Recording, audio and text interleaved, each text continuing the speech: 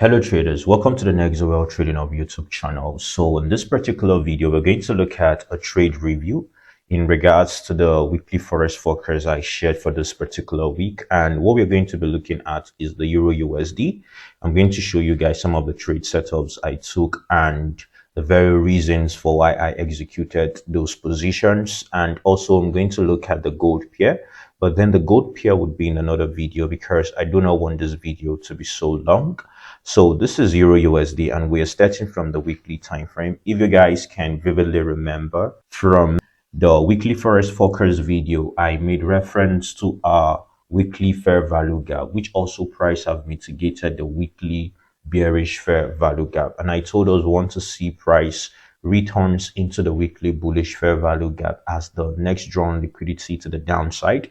Because what we saw from the forecast I pointed out last week is that price mitigated the weekly bearish fair value gap in confluence with the weekly bearish order block, and we can see how the candles respected the consequent encroachment and the main threshold, which is basically last week candle, which is this particular candle here.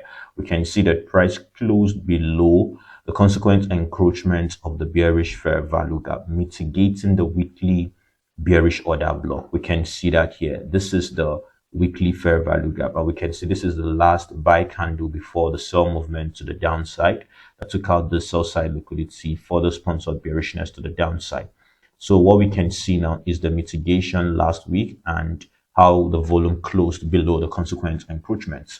So we know basically when price trades into an external range liquidity, we want to see price trade into an internal range liquidity for further movement of price to an external range liquidity in a trending market condition. So basically here we have the BC, and now price have returned to the downside into the weekly bullish fair value gap, which in the lower time frame we began to identify the possibilities of giving us the movements to the downside. So we frame every bearish movement from the narrative we saw from the lower time frame, looking from the daily to the 4-hour to the 1-hour, and then looking at the 15-minute time frame where we looked into the trading sessions and other executions also from the 5-minute time frame. So basically, let's go to the daily time frame. Here in the daily time frame, what we saw last week in the weekly forex forecast I pointed out to us is how in the daily time frame we're seeing bearishness to the downside. Price traded into the weekly supply zone, and we can see price failing to create a high to take out this high, and then what we can see is this bearishness to the downside. So last week we identified the fact that we have the weekly bullish fair value gap, and within the weekly bullish fair value gap we have this daily bullish fair value gap here. So this is the first daily bullish fair value gap, and in extension also we have this other one here to the downside. So I told us to expect bearish movement to the downside into this daily bullish fair value gap, which I pointed out I think on Tuesday to one of the mentees when we're having a live session. So I told him we should expect more bearishness into the zone. This is a drawn liquidity to the downside here in the daily time frame, which is within the weekly time frame bullish fair value gap. So you can see confluence. So we have this as a drawn liquidity, price reacting at the weekly supply zone. So we want to see price trade back to a demand zone before we can frame the possibility of the bullish continuation to the upside. So clearly this was what we identified last week, and also on Tuesday I pointed this drawn liquidity. I think also for the Tuesday session I had with the mentee, I made part of the video, basically excerpts available in the YouTube channel. You can go watch that to confirm. The link to that will be in the description section to this particular video. So what we can see here in the 4-hour time frame, and this particular trade setup was something I was looking at from yesterday. Yesterday was Thursday, and we can see that today is Friday. So I was looking at the possibility, since we can see price dropping to the downside, I was looking at the possibility of price returning to the 4-hour bearish fair value gap and give us the bearish continuation. You can see the before shared on the screen. So what we can see is that price actually traded into this candle wick. We're going to look at that from the 15-minute time frame and how price just fell here to the downside, and that was during the Asia session. But anyway, we still have the zone. We could see price trade back to it, and then we have a bearish continuation to the downside, because right now what we can see is that we're seeing the fall of price to the downside, even though we can see that price have traded into the weekly bullish fair value gap, though price have not mitigated the main threshold of that fair value gap. So we could see price trade more further to the downside, because also we have this fair value gap here in the 4-hour time frame, which I believe will be in confluence to the daily fair value gap to the downside, which is also the second fair value gap within the weekly bullish fair value gap zone. So what we can now see, anyway, price just fell, but anyway, this can be a drawn liquidity to the upside, a buy side for price to come mitigate, and we may see bearish continuation. So anyway, I wasn't able to jump into this. When I went to the 15-minute time frame, I saw the reason why price just reacted here. And in confluence, you can see here we have this last down close candle before this bullish movement that took out this liquidity resting here. So anyway, this was what happened on Monday. So we can see that we had this delivery from last week, price reacting at the supply zone, fell to the downside. We saw price took out this low, return, failed to continue bullish to take out this high point. And what we can see is that price dropped to the downside to this bullish order block. And then we saw price again traded to the upside. So I pointed towards last week, since we can see the fact that price is reacting at a supply zone. So we would want to see price trade back to the downside to a demand zone for us to have the possibility of the bullish continuation. And you can see that I pointed this fact with confluence to what we saw in the dollar index during the weekly forex forecast. The video is on the YouTube channel. Please, you can go watch that also, so that you can have better understanding to the interpretation to the trade reviews. So what we can now see was, I told us to expect to see how price was going to react at this zone. Clearly, we marked out the supply zone last week during the forecast, the weekly forecast. You can go check that. And I told us to expect to see the reaction of price from that zone, and that would help us frame our bearish continuation to the downside. And what we can see is that delivery happened this week. We just had that bearish delivery to the downside into the weekly bullish fair value gap zone, which the first mitigation now we can see is the daily bullish fair value gap, which is within the weekly bullish fair value gap. Let's have that up here in the hourly time frame. So let's get back to the 4-hour time frame, so you can see that is where price came into. So what we now can see is we want to look at the trade reviews, the setup I actually took, which basically we looked into that also from the 1-hour time frame, the 15 and the 5-minute time frame. Looking at the narrative here, we saw how volume closed to the downside. So the fact that price was reacting at a weekly supply zone was the reason during the weekly forex forecast I told us price has the high probability to violate this bullish order block in the 4-hour time frame that price mitigated to send this bullish movement to the upside. That was why I pointed out this supply is going to act as a zone for us to anticipate our sell possibilities to the downside. So clearly now what we can see is how from the 15-minute time frame I saw how price traded to the upside, but now let's go to the 1-hour time frame. So all of these narratives, we can see them. So this is the zone we marked out from the 4-hour time frame, which here we can see this is the last buy movement before the sell movement to the downside that broke this structure. Basically, you know, the indicator being displayed here is our session indicator.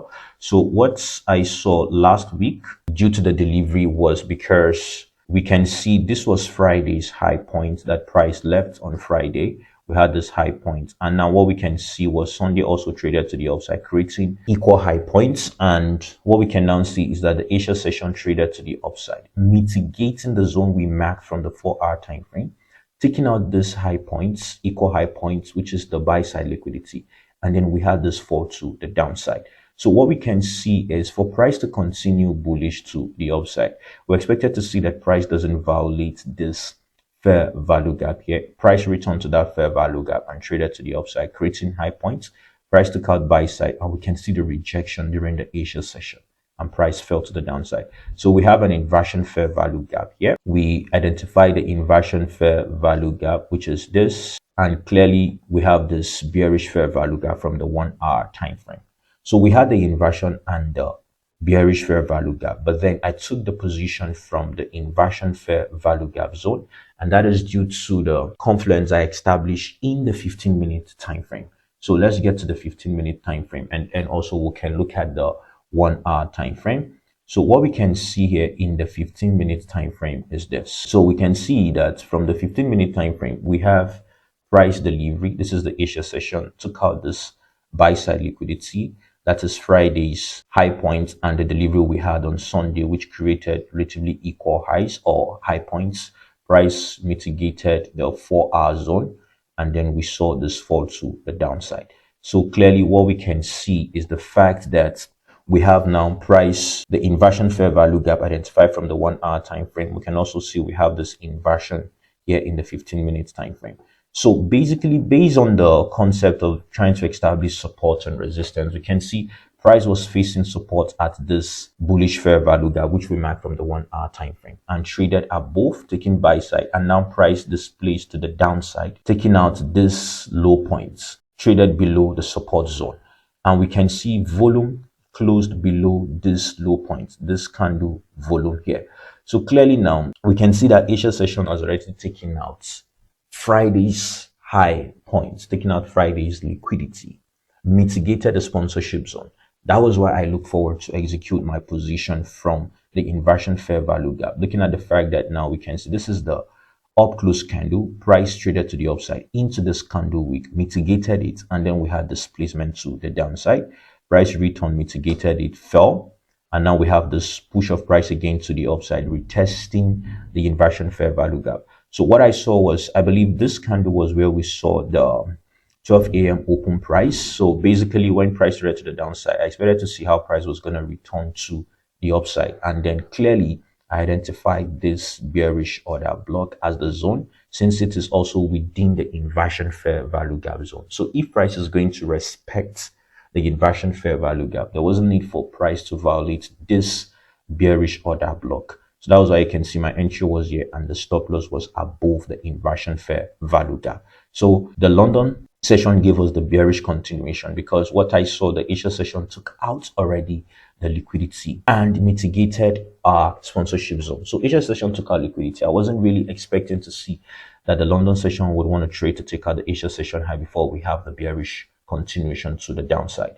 And so that is why we can see here I executed the position to the downside here. So we can now see how price again traded further to the downside, taking out this low, breaking this low. So what I saw was, since the Asia session gave us bearish movement, London session gave us bearish movement, I expected to see the possibility of Nexoel giving us a push to the upside before we have bearish continuation. So there wasn't really any valid zone to want to execute the bullish movement. But anyway, I took that position.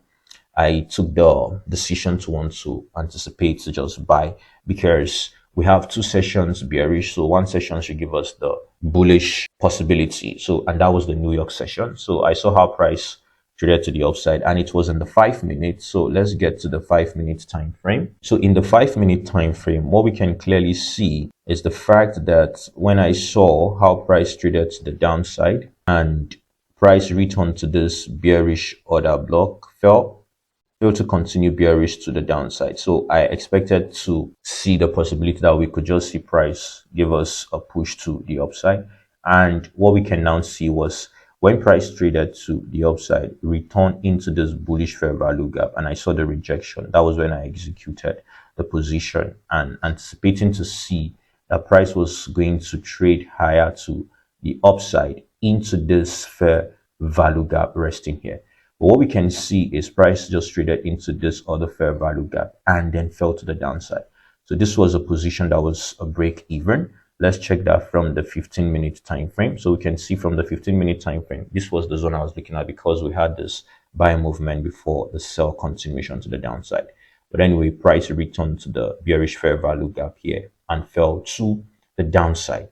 So clearly now what we can now see is, going back to the 1-hour time frame, that was all for Monday setup. Now we can see this is our zone from the 4-hour where price returned into, and then we had the fall to the downside. Now we have the break of this low point. So clearly price has created an inducement here, a buy side liquidity that I'll be looking forward to see. If price gives us a bullish movement, I want to see price seek this buy side. And since we're seeing bearishness, then we have to look at the order block or sponsorship zone above the inducement for us to have the bearish continuation to the downside. So this is our inducement liquidity. So clearly now it was the 1 hour bearish order block we can see here. And this was something we looked at on Tuesday with one of the mentee. And I told you guys, excerpt of that video is on the YouTube channel. So let's check the 4 hour time frame. So in the 4 hour time frame, clearly what you can see is that you have this unmitigated wick here, which is now where we marked the 1 hour order block. So that is why you must understand how to switch between these time frames. That is just it. You have to understand how to switch between time frames. This is the pullback because we have the 4 price red to the upside, taking out this candle high before falling. So we have a liquidity resting here for price to come seek for the bearish continuation.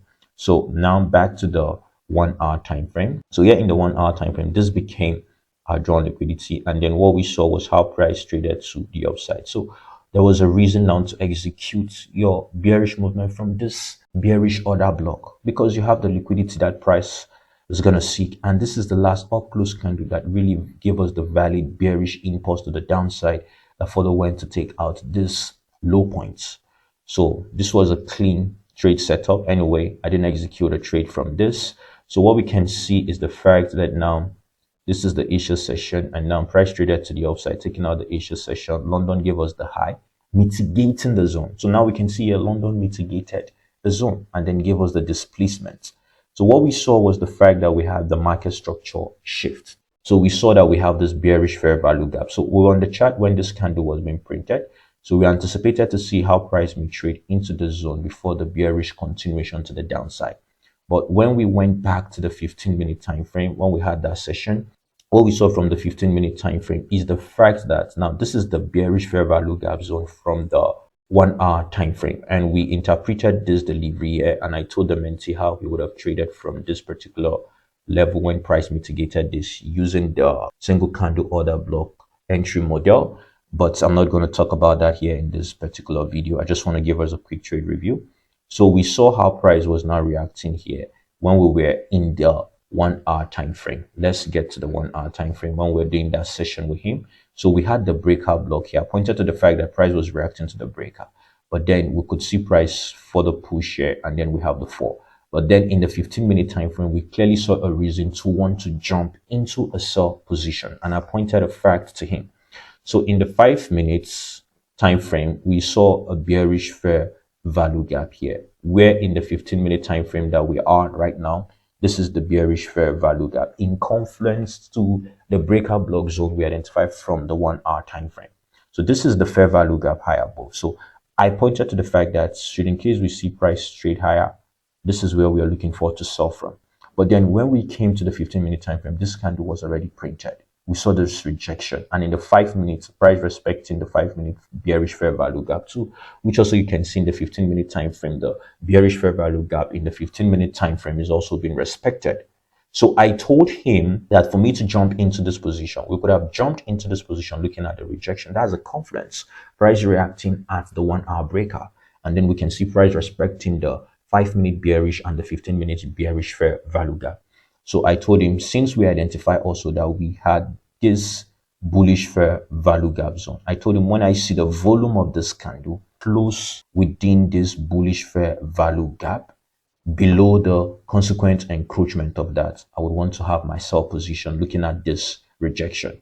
And that was how we had the sell movement of price. So basically, I told him we should target this fair value gap zone because price may trade into this fair value gap zone as a drawn liquidity and then return to this zone and then give the long-term bearish movement to the downside. But anyway, what we can now see is that price really went bearish to the downside, taking out this sell side liquidity. And this wasn't a bad trade because this is 1:4.21. So it's a profitable one. So what we can now see was this now execution here. We had this execution during in the London session. That was towards the preparation for the New York was when this trade setup presented itself. So let's check that from the 5-minute time frame. So you can see here in the 5-minute time frame, you would clearly get to understand what I was pointing out to you from the 15-minute time frame. So in the 5-minute time frame, we can see the 5-minute bearish fair value gap, and we can see how price fell. So we can see when price fell, price continued bearish, volume closed below the low of this candle that mitigated the 5-minute bearish fair value gap. We identified a bullish fair value gap from the 15-minute time frame, and we can see price traded bearish, closed below this swing low point. So that was our execution to go bearish to the downside. So back to the 1 hour time frame, what you're going to see from the 1 hour time frame in regards to how we also continue the trade setup. So what you can see is on Tuesday, the position was not executed from this zone here. I showed you where we executed from here, and then we looked at this fair value gap here, but then price went further to take out the sell side liquidity. So now you can see that on Thursday, price return back into the zone we identify. And now you can see the reaction, the long-term bearish movement to the daily bullish fair value gap, which is within the weekly bullish fair value gap. What you need to understand with price is stick to the bias. That is one thing I would always emphasize. Stick to the bias. You get it? Yes, you can counter trade, but have the bigger picture of where price is coming from and where price is heading to. That would help you to have more profitable trade than losing trades. So you can see price mitigated this market structure shift. Price created what? Buy side liquidities. Yeah. Now price came on Thursday, took all the buy side, mitigating the zone. And now we can see the fall. Also, this Thursday position, I didn't execute that.